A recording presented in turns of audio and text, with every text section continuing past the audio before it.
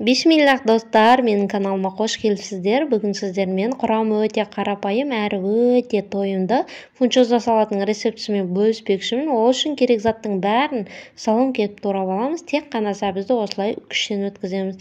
Немесе майдалап турасаңыздар да болады. Ал енді қызып тұрған майға майда салон кетіп туралған етімізді салып қуырып аламыз. Етті шамалы қуырғаннан соң қыздар еттің өзінің сөлі шығады. Сол кезде бетін жауып 15-20 минуттай жай отқа қойып бықтырып қоямыз. Сол кезде біздің етіміз толық піседі.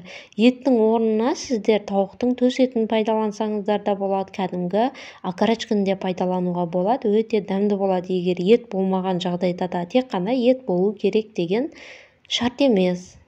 Осылай сөлі толық тартылғанша қуырып аламыз. Одан соң пиязымызды және чесногымызды салып, пияз бен чеснок толық өлгенше араластырып қуырып аламыз. Міне осылай қуырылып өлуі қажет. Одан соң тәтті бұрыш, яғни болгарскийді саламыз. Мұны да 2-3 минуттай қуырамыз. Осылай араластырып 1-2 минуттай қуырып аламыз. Соңында қалған қосатын заттарымыздың барлығын салып, дәміне қарай тұз және бұрышты қосамыз. Бір араластырып жібереміз. 3 ас қасық соя салып, жай ғана араластырып, отты өшіріп қойып қоямыз. Қатты қуырылып кетсе де барлығы дұрыс көрінбей қалуы мүмкін, сол үшін сәбіздер қатты қуырылмауы қажет.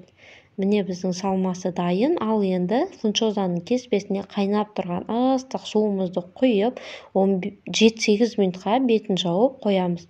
7-8 минуттан соң алып, осылай салқын сумен бір жуып жіберіңіз. Арасын осылай кесіп жіберсеңіз болады. Жеуге ыңғайлы болу үшін, немесе ұзын болса жеудің өзі қиын болып кетеді. Ал енді жаңағы салмасын үстінен салып, жақсылап араластырамыз. Міне достар, біздің фунчоза салатымыз дайын. Егер видео ұнаса, каналыма тіркеліп, лайк басып, комментария жазуды ұмытпаңыздар. Сіздермен болған жанар. Назарларыңызға рахмет. Қазақша контенттің дамуына бірге үлес қосайық.